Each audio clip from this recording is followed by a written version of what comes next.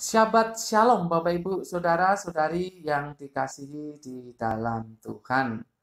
Kita bersyukur karena bisa berjumpa kembali karena kasih Tuhan yang mempertemukan kita untuk belajar firman-Nya. Mari kita berdoa.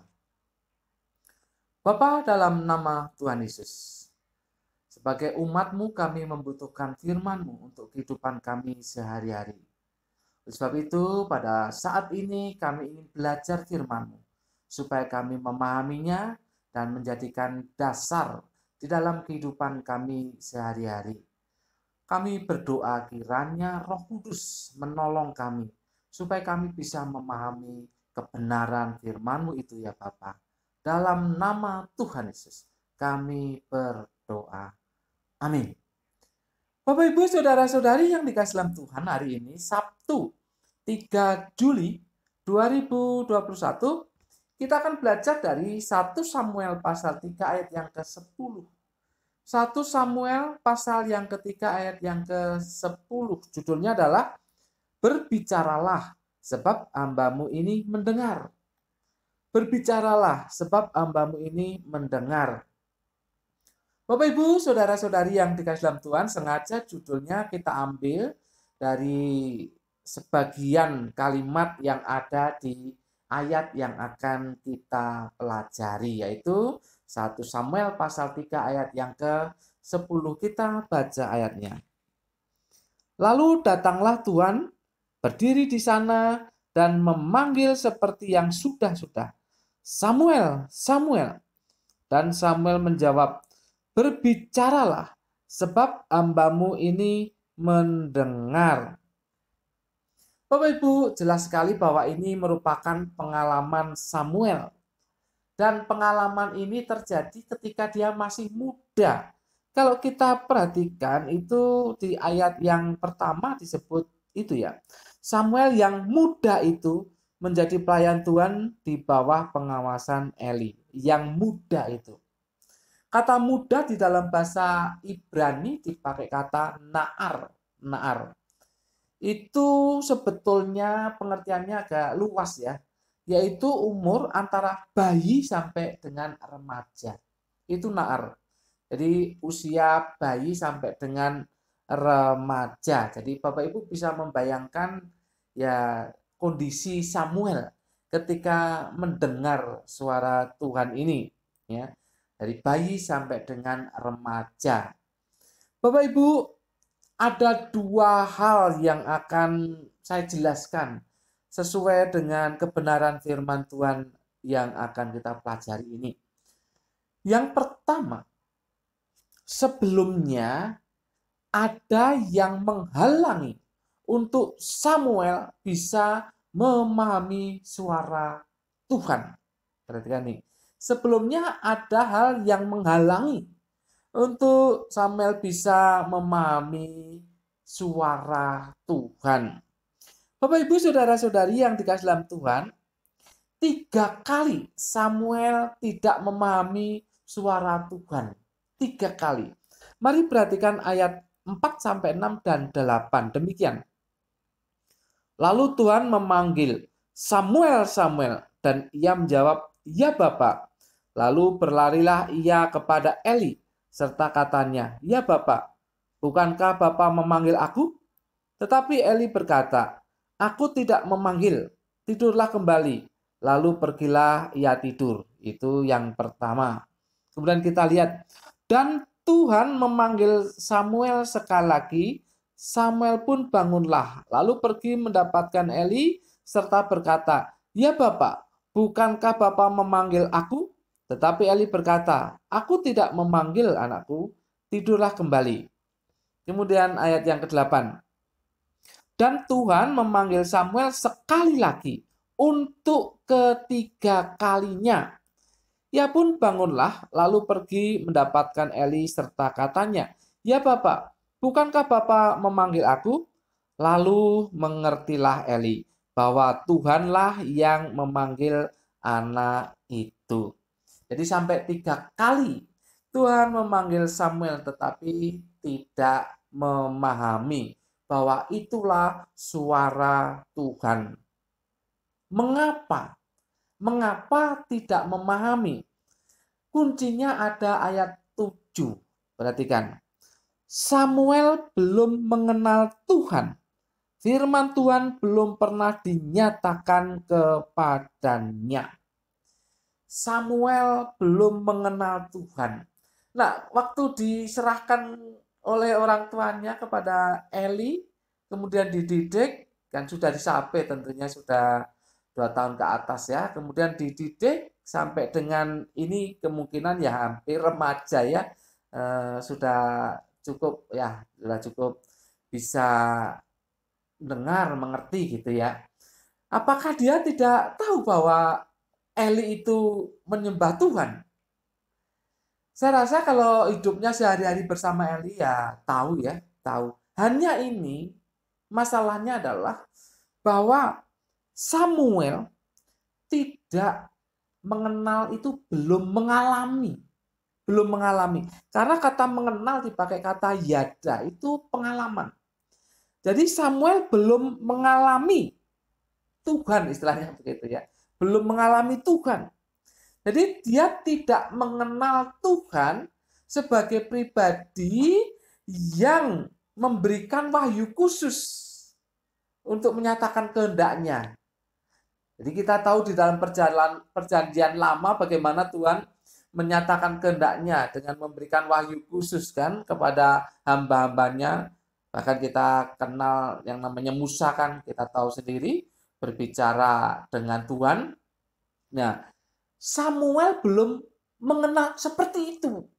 Ya kalau mungkin namanya Tuhan mungkin tahu ya, karena kan hidupnya sehari-hari bersama Eli yang adalah imam. Jadi ya tahulah Tuhan gitu ya, tetapi belum mengalami, belum mengalami. Bapak Ibu saudara-saudari yang dikasihi dalam Tuhan, intinya pengenalan akan Tuhan itu belum menyeluruh bagi Samuel. Jadi Samuel ya seperti saya katakan tadi, mungkin saja sudah tahu ada Tuhan gitu ya. Ada Tuhan yang harus disembah ya. Ada Tuhan yang harus diberikan kurban bakaran kan Imam Eli ya. Kurban bakaran, kurban yang lain. Itu ada Tuhan pribadi seperti itu. Tetapi tidak mengenalnya secara menyeluruh. Bahwa Tuhan yang itulah juga yang memberikan pewahyuan, yang memberikan suaranya atau memperdengarkan suaranya. Itu Tuhan yang itu pula. Nah, Samuel belum mengalaminya. Maka dikatakan di ayat 7 tadi, Samuel belum mengenal Tuhan, firman Tuhan belum pernah dinyatakan kepadanya. Jadi dia belum mendengar firman Tuhan, belum mendengar Tuhan berbicara langsung kepada dia. Makanya ini yang pertama, jadi pengalaman yang pertama ini. Jadi makanya dia tidak ngerti bahwa itu suara Tuhan. Dipikirkan suara Eli. Bapak Ibu saudara-saudari yang dikasihi dalam Tuhan, jadi lihat sebelumnya ada yang menghalangi untuk Samuel bisa memahami suara Tuhan. Yaitu pengenalan akan Tuhan itu belum sepenuhnya. Itu yang menghalangi Samuel untuk mengenal, untuk memahami suara Tuhan. Jadi belum ada pengenalan yang menyeluruh.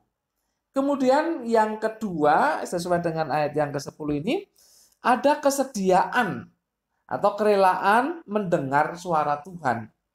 Ayat 10 kita baca. Lalu datanglah Tuhan, berdiri di sana dan memanggil seperti yang sudah-sudah. Samuel, Samuel. Dan Samuel menjawab, berbicaralah, sebab hambamu ini mendengar. Tuhan hadir dekat Samuel. Karena di situ dikatakan berdiri di sana. Jadi kehadiran Tuhan jelas sangat dekat bagi Samuel. Berdiri di sana itu dekat sekali dengan Samuel. Tuhan mengulangi panggilannya untuk apa? Untuk mempertegas. Untuk mempertegas. Dan kita lihat di sini bahwa ada kesiapan dari Samuel. Dikatakan bahwa berbicaralah sebab hambamu ini mendengar. Kata mendengar dipakai kata sama yang berarti mendengar dengan cerdas. Artinya bahwa Samuel siap mendengar dan melakukan apa yang dia dengar dari Tuhan itu. Jadi perhatikan di sini Bapak Ibu, awalnya ada yang menghalangi karena pengenalan akan Tuhan belum menyeluruh. Lalu kemudian ada kesiapan dari Samuel untuk memberikan telinganya untuk mendengar suara Tuhan. Bapak Ibu saudara-saudari yang dikasihi dalam Tuhan, apa kepentingannya dalam kehidupan kita dari ayat ini? Apa penerapannya dalam kehidupan kita dari ayat ini? Bapak Ibu saudara-saudari yang dikasihi dalam Tuhan, saat ini kita sungguh-sungguh memerlukan suara Tuhan. Kita sungguh-sungguh memerlukan suara Tuhan. Karena kehidupan yang semacam ini yang kita hadapi. Kehidupan yang sungguh berat.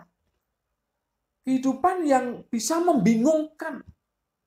Bahkan bisa menyesatkan. Kehidupan yang semacam ini yang kita alami. Kita hadapi. Itulah sebabnya saya katakan bahwa saat ini kita sungguh-sungguh memerlukan suara Tuhan. Entah suara Tuhan itu melalui hati nurani Anda atau saya, atau yang jelas juga melalui Alkitab ini. Bapak Ibu, ya kita tahu Alkitab keseluruhan itu pasti relevan ya. Tetapi pada saat-saat tertentu Tuhan itu biasanya memperdengarkan suaranya, maksudnya, kehendaknya melalui kita membaca Alkitab ini. Jadi saat ini kita sungguh-sungguh. Mengapa? Karena kita perlu tuntunan. Perlu tuntunan. Kita harus seperti apa? Kita harus berbuat seperti apa? Itu jelas kita membutuhkan suara Tuhan. Oleh sebab itu, ya mari kita evaluasi. Adakah yang menghalangi kita untuk memahami suara Tuhan? Jangan-jangan Tuhan sudah bersuara dan kita tidak memahaminya. Adakah yang menghalangi bagi kita ini untuk memahami suara Tuhan? Mungkin saja rasa takut itu bisa menghalangi. Kita bisa memahami suara Tuhan. Itu bisa dihalangi dengan rasa takut, rasa khawatir, putus asa, gelisah, gentar, gemetar, itu bisa menghalangi pemahaman kita tentang suara Tuhan. Jadi bisa jadi Tuhan ini sudah memperdengarkan suaranya, cuma kita ini tidak paham karena masalah-masalah itu tadi. Atau masalah yang lain. Masalah yang lain itu biasanya akal kita. Jadi seakan-akan Tuhan tidak lagi berbicara kepada kita. Tuhan tidak lagi memperdengarkan maksudnya kepada kita. Itu kan akal kita seperti itu. Bapak Ibu saudara-saudari yang dikasihi dalam Tuhan, dari dulu sampai sekarang, sampai yang akan datang, Tuhan tetap mau bersuara.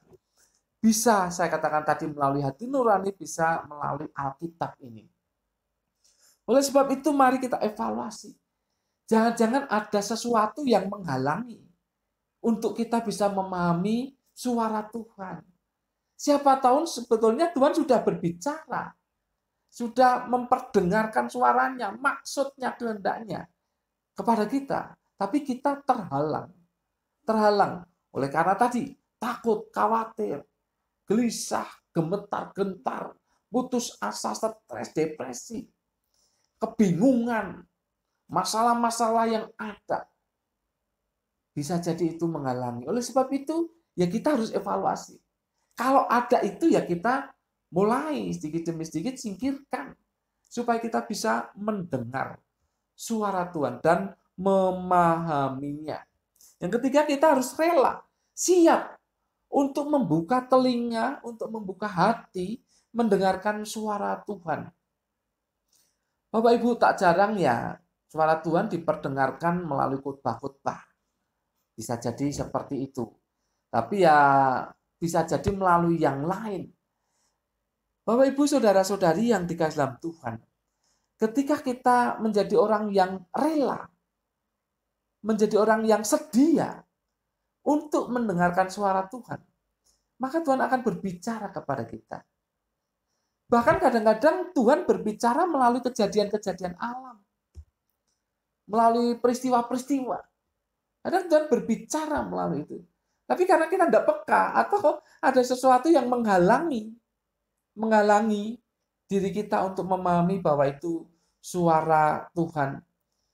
Oleh sebab itu Bapak Ibu saudara-saudari yang dikasihi dalam Tuhan, mari kita bersihkan hati kita dari hal-hal yang menghalanginya itu.